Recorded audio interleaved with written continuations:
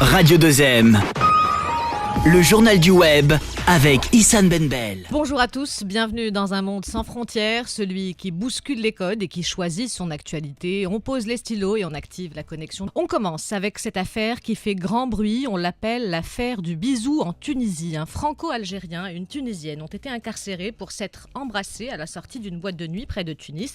Ils sont poursuivis pour atteinte aux bonnes mœurs et outrage à un fonctionnaire.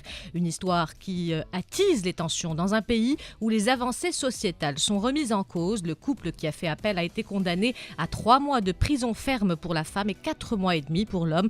On poursuit avec ce nouvel épisode dans le feuilleton Fizazi et sa prétendue 4e épouse. La jeune femme de Safi revient à la charge avec une vidéo, un nouvel argument pour prouver qu'elle était bel et bien l'épouse de Cheikh Fizazi.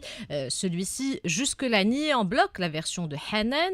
Il paraît en effet sur ces images, la vidéo montre le couple en villégiature à la station thermale située à Sidi Harazem, près de Fès. Cette lune de miel a suscité une avalanche de réactions. Le prochain épisode sera sans doute très riche en rebondissements puisque l'affaire est désormais entre les mains de la justice.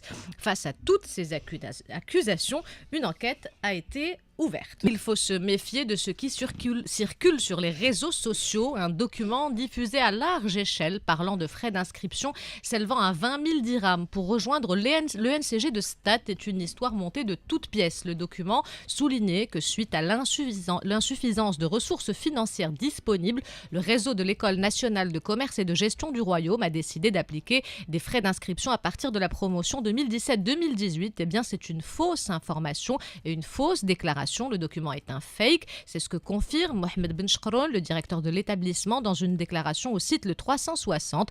L'ENCG est un établissement public, l'inscription y est gratuite, il n'y a absolument pas de frais, précise le directeur. Pas de panique donc pour les parents.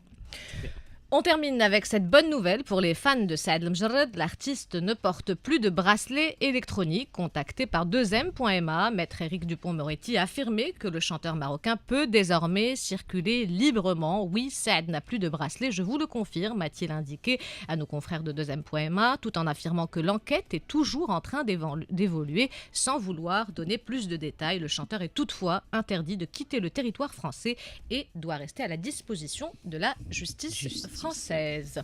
Allez, on désactive la connexion, le voyage à travers la toile est terminé, on se retrouve demain pour un nouveau tour d'horizon et ne l'oubliez pas, entre le virtuel et la réalité, il n'y a parfois qu'un pas.